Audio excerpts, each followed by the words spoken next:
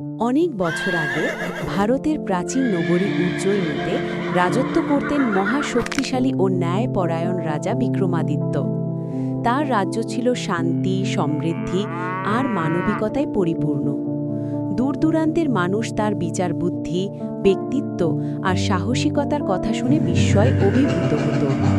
আর তিনিও ছিলেন এমন এক রাজা যিনি নিজের রাজ্যের প্রতিটি মানুষের দুঃখ সুখ নিজের পরিবারের মতোই দেখতেন। আর তাই প্রজারা তার জন্য প্রতিদিন উপহার নিয়ে আসত, আর রাজা খুশি মনে সেগুলো গ্রহণ করত।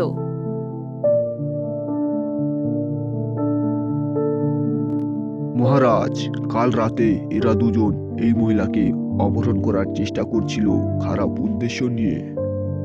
কি? আমার রাজ্যে মেয়েদের সম্মান নিয়ে খেলা আমি একদম পছন্দ করব না।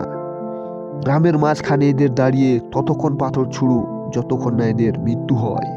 এটাই হবে এদের উপযুক্ত শাস্তি, যাতে এদের শাস্তি দেখে ভবিষ্যতে কেউ আর এরকম কাজ করার চিন্তা মাথায় না আনে।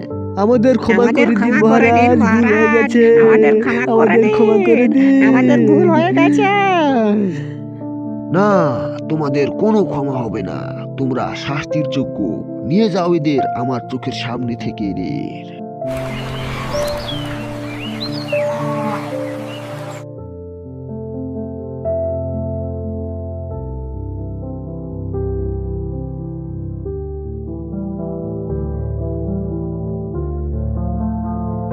মহারাজ, একজন তান্ত্রিক আপনার সঙ্গে দেখা করতে চায়। ঠিক আছে, তাকে সম্মানের সঙ্গে আসতে বলো।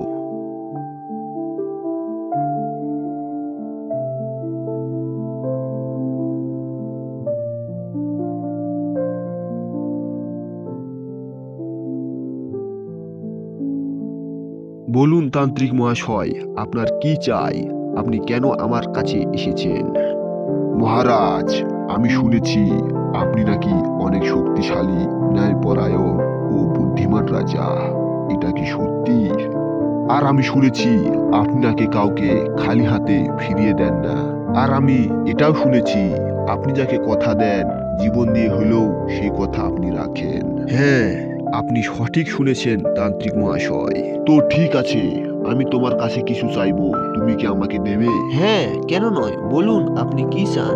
মহারাজ, কাল অমাবস্যার রাত। তুমি কালকে জঙ্গলের সেই পুরনো মন্দিরের কাছে চলে আসবে। ওখানেই আমি বলবো আমার কি চাই।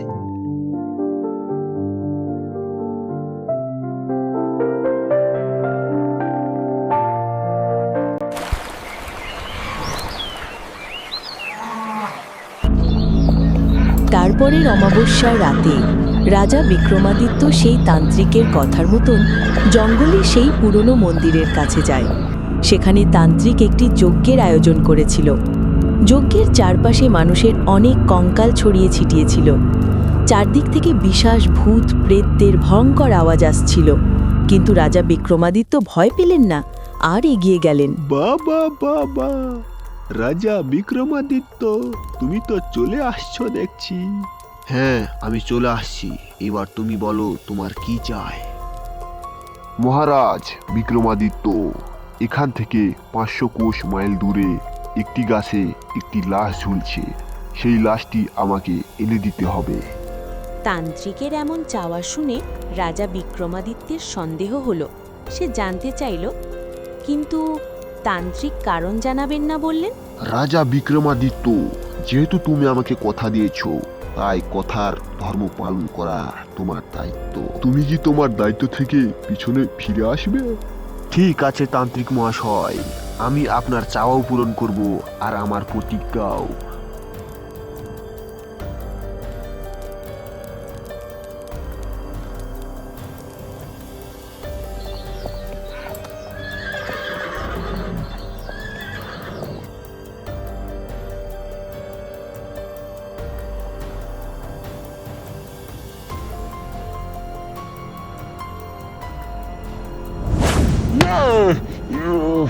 ওরে বাবারে, কি আমাকে গাছ থেকে ফেলে দিল? কে তুই? তুমি কে? আমি বিতল। কিন্তু তুমি কে? আর তুমি এখানে কেন এসেছো? হ্যাঁ? আমি একটি তান্ত্রিকের কথায় আমি তোমাকে এখান থেকে নিয়ে যেতে এসেছি। চলো তুমি এখন আমার সঙ্গে। রাজা বিক্রমাদিত্য লাশটিকে কথা বলতে দেখি ভয় পেলেন না, আর তাকে কাঁধে বসিয়ে নিয়ে আসতে লাগে। কিন্তু রাজা, তুমি এখনো বললে না তুমি কে? আমি রাজা বিক্রমাদিত্য। ও হো হো হো, তাহলে তুমি সেই রাজা বিক্রমাদিত্য যার পরাক্রম সারা পৃথিবীতে ছড়িয়ে আছে, হ্যাঁ? কিন্তু রাজা বিক্রমাদিত্য, এখান থেকে পথ অনেক দূর, আর তাই তুমি যাতে বিরক্ত আর ক্লান্ত না হও তার জন্য আমি তোমাকে একটি গল্প শোনাবো। কিন্তু রাজা, তুমি গল্পের মাঝে বা শেষে যদি কথা বলে ফেলো তাহলে আমি আবার সেই গাছে ফিরে যাব। হে হে হে। আর এটাও জেনে রাখো, গল্পের শেষে আমি তোমাকে কিছু প্রশ্ন করব। সেই প্রশ্নের উত্তর জানার পরও তুমি যদি সেগুলো উত্তর না দাও তাহলে তোমার মাথার 1000 টুকরো হয়ে যাবে। তিনি রাজি হলেন, সেটা জানালেন। তাহলে শুনো মহারাজ বিক্রমাদিত্য। অনেক বছর আগে ভারতবর্ষের কোনো এক মাটিতে রাজ করতেন রাজা বীর প্রতাপ। তার রাজ্য সমৃদ্ধ আর শান্তিতে ভরা ছিল, আর সেই রাজ্যেই ভীমদাস নামে একজন ব্যবসায়ী থাকতেন। তার একটি মেয়ে ছিল মায়াবতী।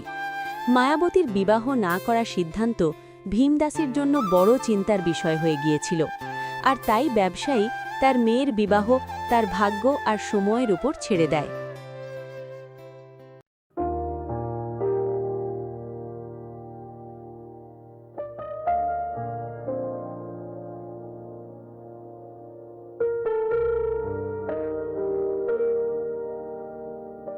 একসময় সে রাজ্যে অনেক চুরি হতে থাকে।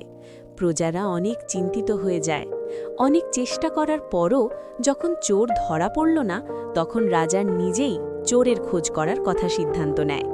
আর এক রাতে সে ছদ্মবেশ ধারণ করে রাজ্যে ঘুরতে থাকে রাতের অন্ধকারে।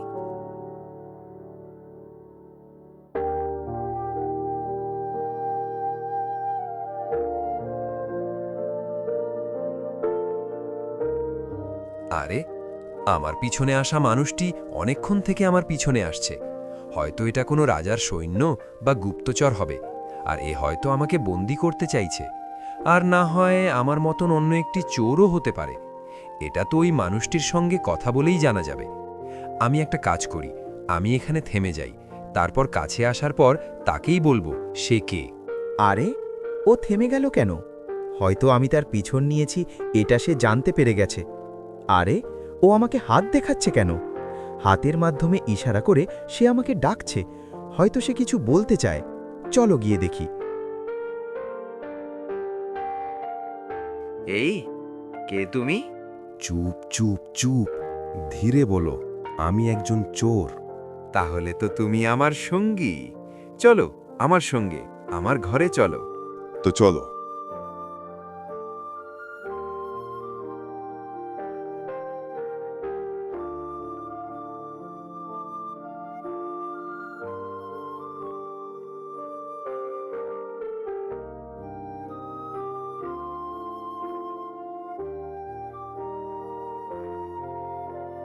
এখন আর কোনো চিন্তা নেই।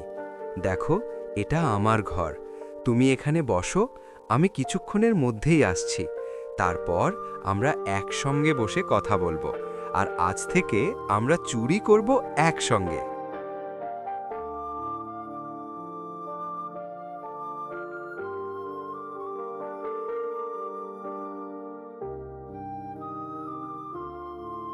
জানি না এই ঘরে চোর একা থাকে না অন্য কেউ থাকে, কাউকে তো দেখছি না। কে তুই? আমি এ ঘরের কাজের লোক। আমি তোমাকে সতর্ক করতে আসছি। কিন্তু কেন? তুমি এখান থেকে চলে যাও। চলে যাব? কিন্তু কেন? তুমি এখানে কেন আসছো? চলে যাও এখান থেকে, না হলে ফিরে এসে চোর তোমাকে মেরে ফেলবে। কি বলছো তুমি? রাজা সেই কাজের মেয়েটার কথা শুনে সেখান থেকে চলে যাওয়া ভালো মনে করল আর তৎক্ষণাৎ চোরের বাড়ি থেকে চলে গেল।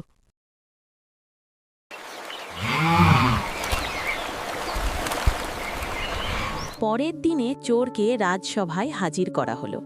রাজার রাজসভায় ভীমদাস তার কন্যা মায়াবতীর সঙ্গে হাজির ছিল। মায়াবতী চোরকে দেখে আর প্রথম দেখাতেই মায়াবতী চোরের উপর মোহিত হয়ে যায়। এই যুবক কত আকর্ষণীয়, একে আমার খুব পছন্দ হয়েছে। কি চিন্তা করছো মায়াবতী? বাবা, আমি বিবাহ করার জন্য নির্ণয় নিয়ে নিয়েছি। তাহলে তো তুমি আজ আমার সবচেয়ে বড় চিন্তা দূর করে দিলে। আমি তো তোমার জন্য অনেক ভালো ভালো ছেলে খুঁজব। ছেলে তো এই রাজসভায় উপস্থিত আছে বাবা। রাজসভায়? কে সে? ওই যে বন্দী হয়ে দাঁড়িয়ে আছে। এটা তুমি কি বলছো কন্যা? হ্যাঁ বাবা, আমি মনে মনে তাকে স্বামীরূপে স্বীকার করেছি। আমার বেঁচে থাকা মরা সব তার সঙ্গেই জড়িয়ে দিয়েছি। কি ব্যাপার ভীমদাস, কি কথা হচ্ছে?